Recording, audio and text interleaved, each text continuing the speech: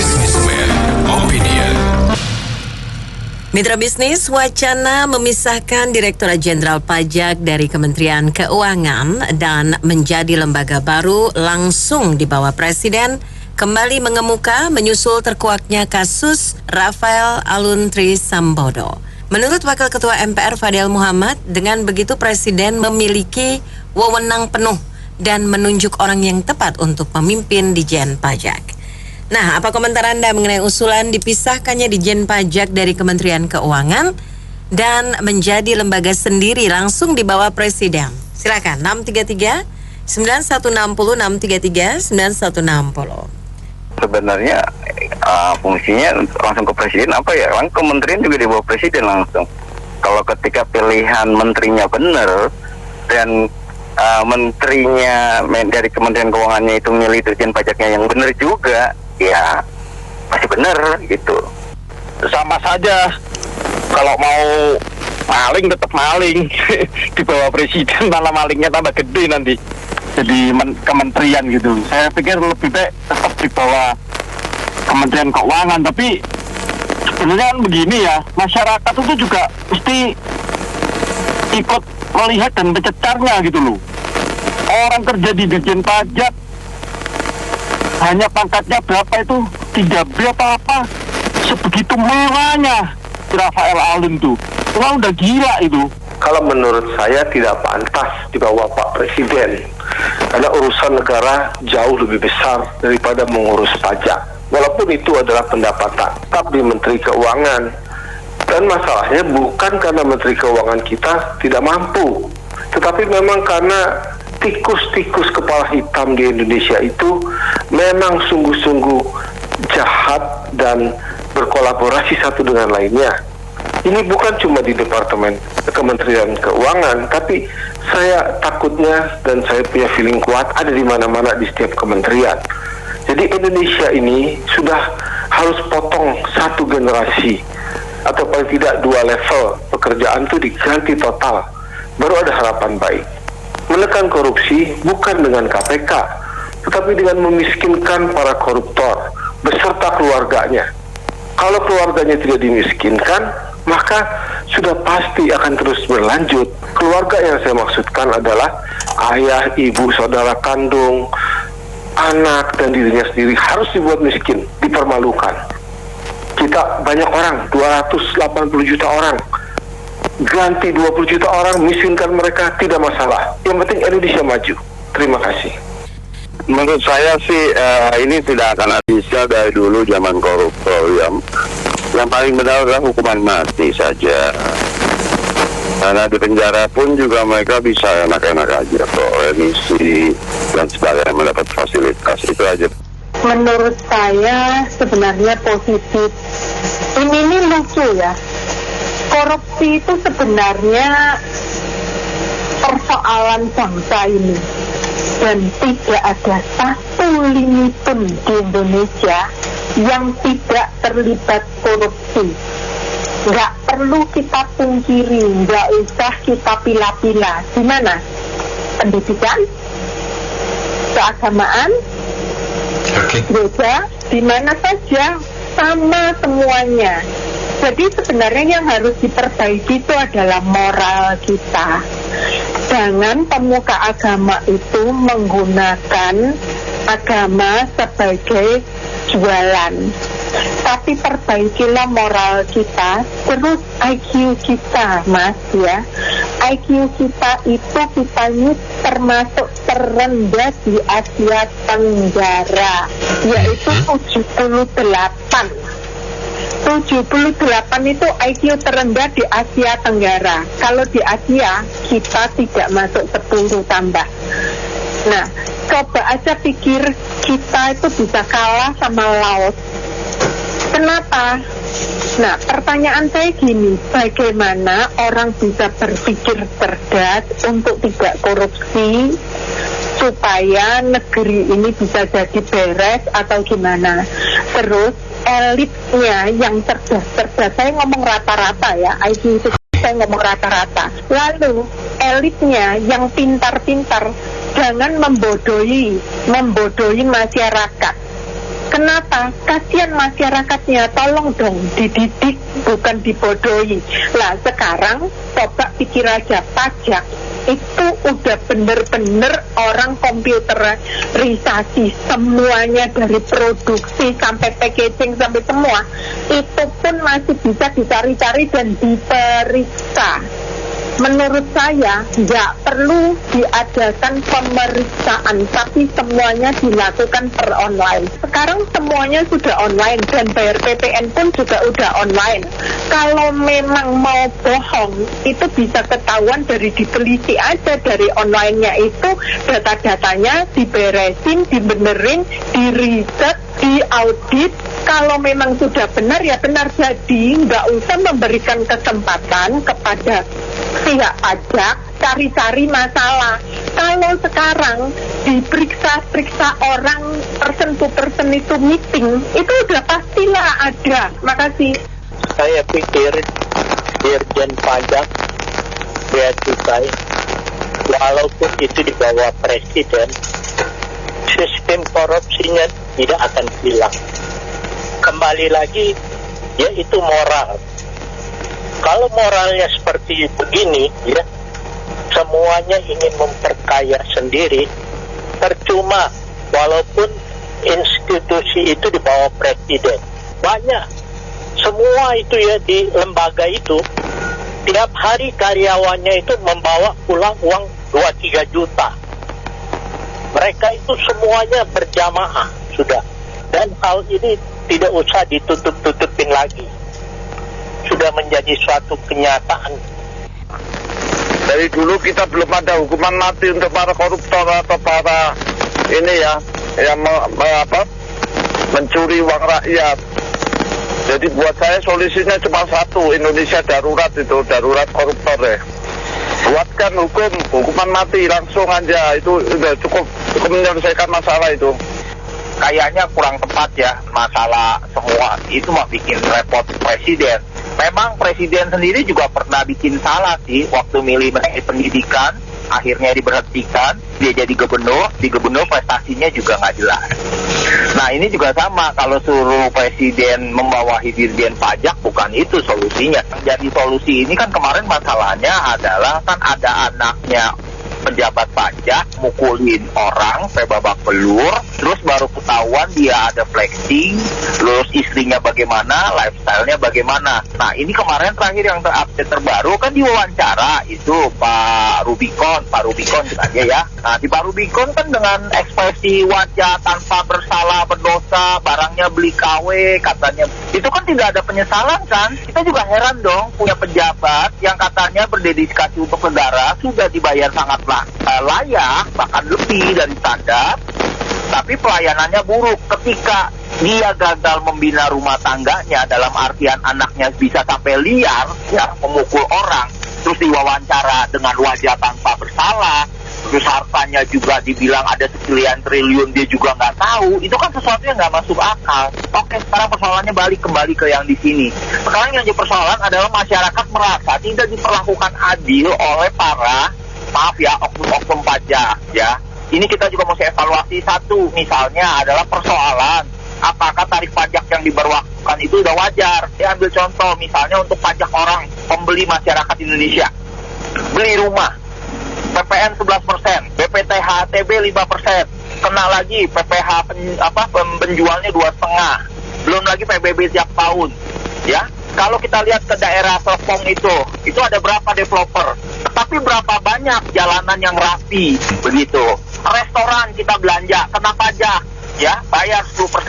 Tapi apakah ada tindakan pemerintah, misalnya kualitas makanan yang disajikan diperiksa atau enggak? Kan enggak ada yang kayak begitu-begitu. Nah yang lain lagi misalnya usaha, tarif yang kita bayarkan kadang-kadang ini maaf kata kayak polisi zaman dulu ya, misalnya di perempatan dibiarin dulu kita salah, baru kita ditangkap, selesaikan secara kekeluargaan.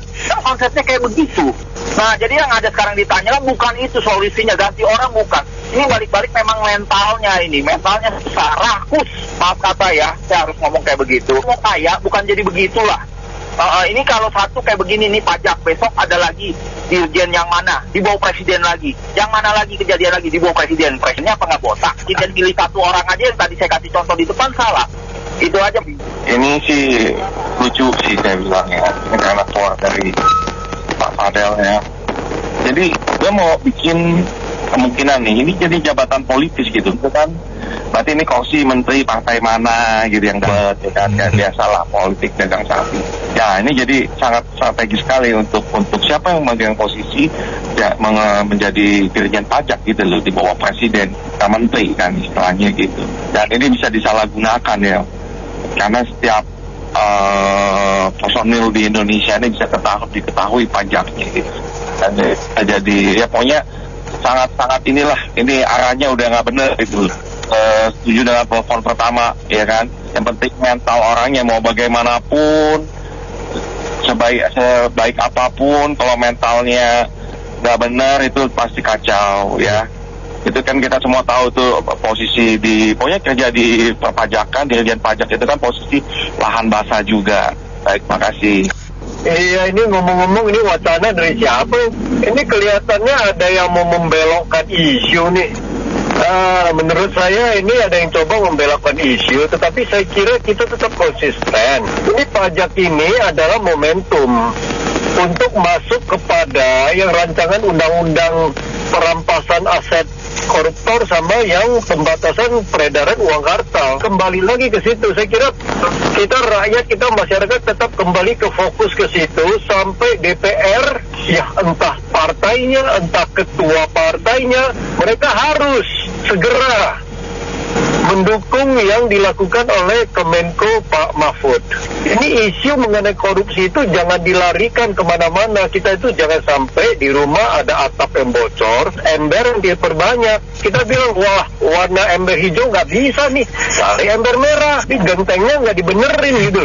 Jadi menurut saya ini fokus tetap setiap hari harus dikumandangkan bahwa rancangan undang-undang itu harus cepat disahkan oleh DPR. Kalau sampai kita mengeluarkan perpu, bagaimana caranya untuk mengatasinya? Karena presiden juga nggak serta-merta bisa mengeluarkan perpu. Jadi ini DPR harus terus, jangan biarkan isu ini beredar lantas berimprovisasi yang nggak benar kemana-mana. Ini udah nggak bisa. Kita masalah korupsi itu bukan di pajak aja, segala bidang. Jadi muaranya itu harus dihukum. Kalau hukum itu nggak ditegakkan, mau pajak kek, mau yang apa kek, semua tetap korupsi. Setelah itu dipakai.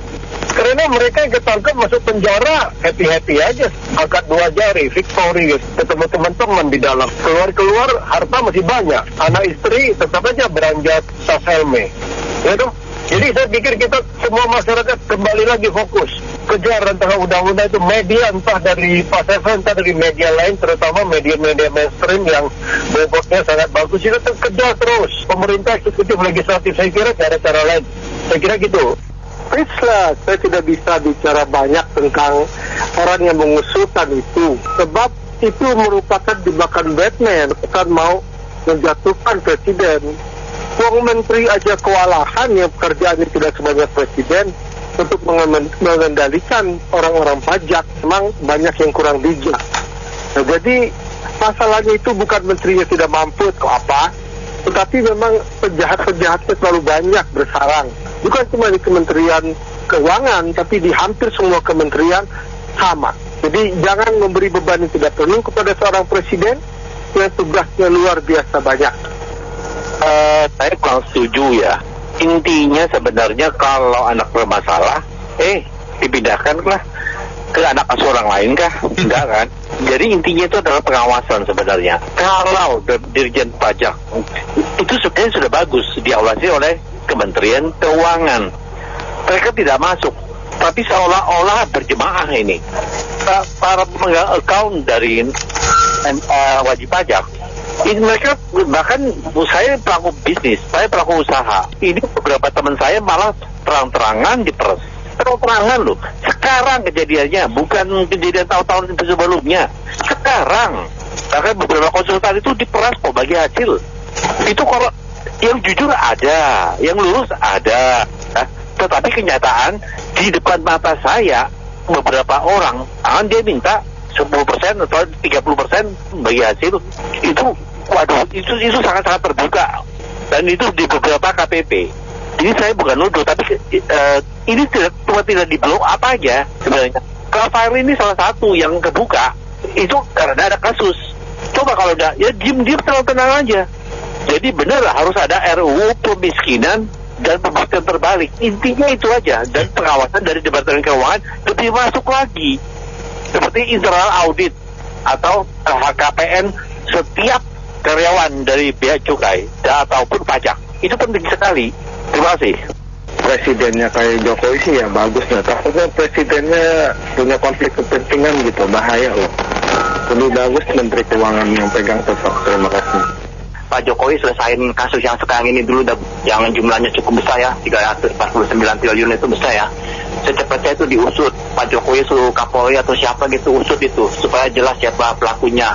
Terus kedua, kalau bisa itu ke Pak Jokowi saya usut secepatnya dibikin Perpu atau Kepres atau apa gitu, undang-undang pembuktian terbalik aset gitu ya, pembuktian aset terbalik gitu ya, supaya itu paling pas itu untuk mencegah korupsi. Kalau nggak bisa.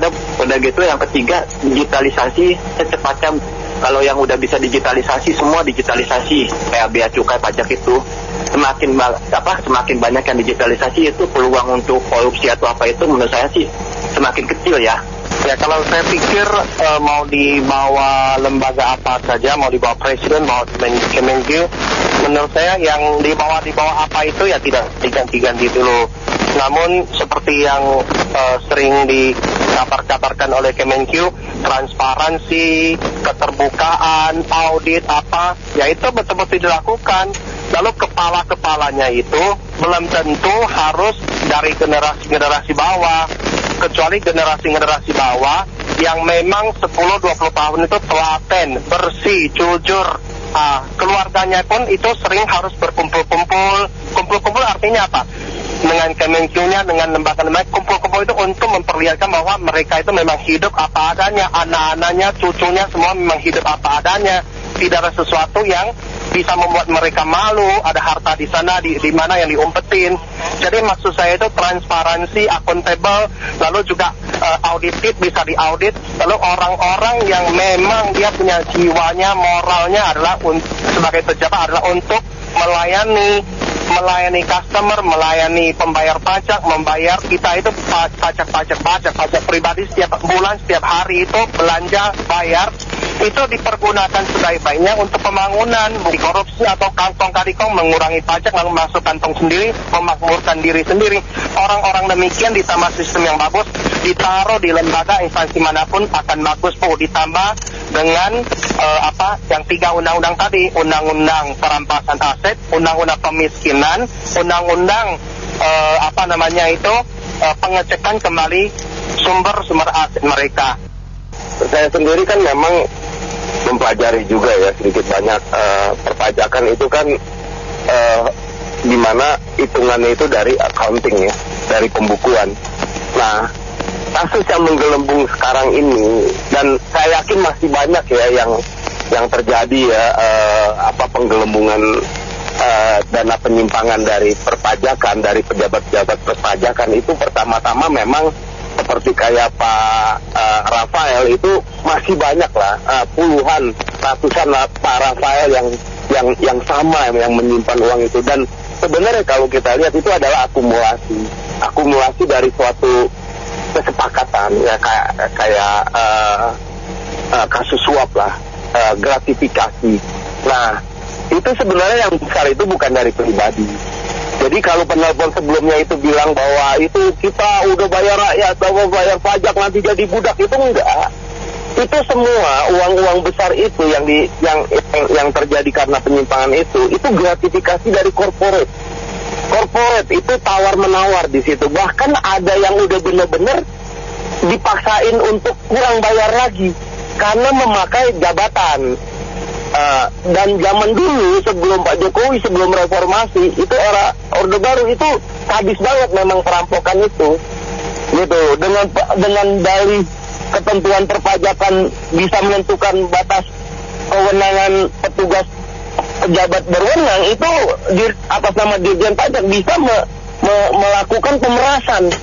Nah, dengan pemerasan itu akhirnya terjadi corporate, ya artinya udahlah, yang penting besok dagang lagi lah, cuan lagi lah, kasih aja deh 10%, 20%, 30%, 40% gitu loh. Jadi semua yang dirampok memang uang korporat. Dan nggak hanya di Indonesia ya, di negara-negara, terutama negara berkembang, bahkan negara maju pun masih seperti. Jadi menurut saya pernah dengar Bu Sri Mulyani mau merubah ketentuan perhitungan pajak penghasilan korporat itu tidak lagi dengan menghitung laba sebelum pajak dengan laba rugi, tetapi langsung dari omset 1%.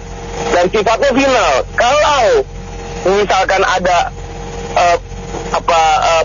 kelebihan bayar pajak, itu harus baru diajukan keberatan. Nah, saya rasa dengan begitu mengeliminasi dari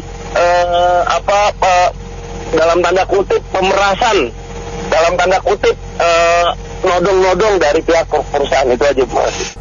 Pemeriksaan ini sebenarnya nggak ada efeknya. Yang penting adalah mental pejabatnya sendiri ya, gitu ya. Mental pejabatnya harus diperbaiki. Kalau divisa itu ikut presiden langsung, misalnya nggak ada yang kontrol, ya susah juga. Yang penting mental pejabatnya lah yang harus diperbaiki. Terima kasih.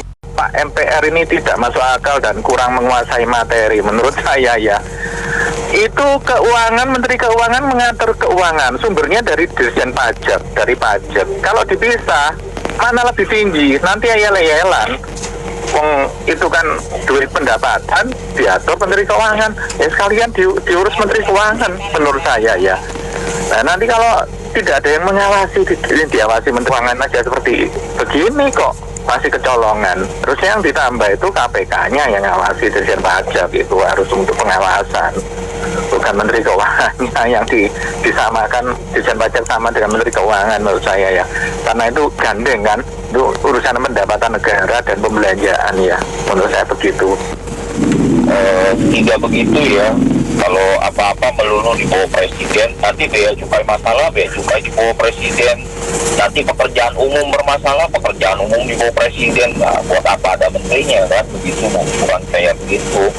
Yang lebih benar adalah sistemnya, memang ini pengawasannya.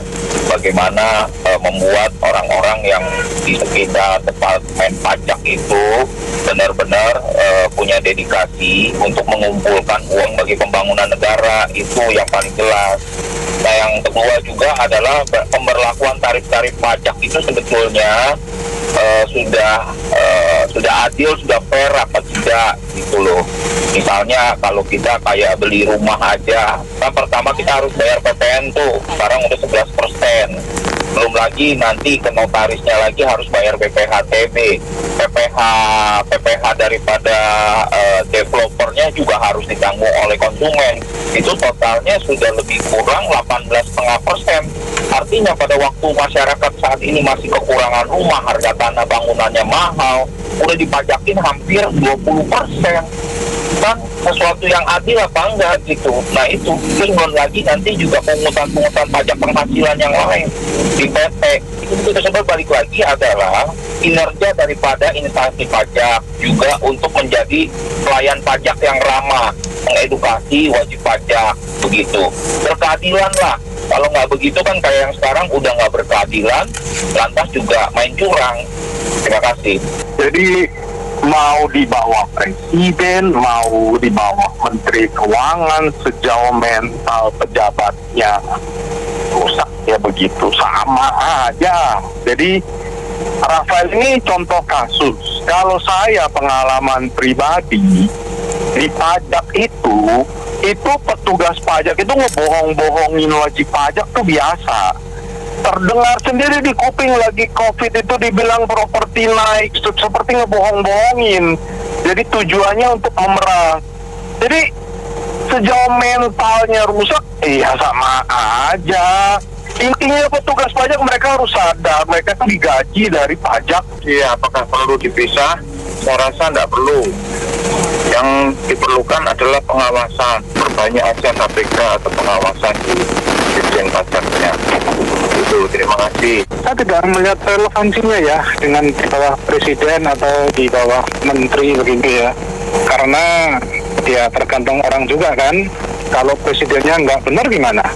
Nah, yang benar itu adalah ini hukumnya harus keras. Kalau dia terbukti korupsi, hukumannya double. Ini sekarang saya lihat ada kasus-kasus bagus. Jenderal-jenderal polisi yang berbuat pidana ini hukumannya maut-maut semua ini. Nah, harusnya seperti itu. Itu baru benar. Demikian, terima kasih.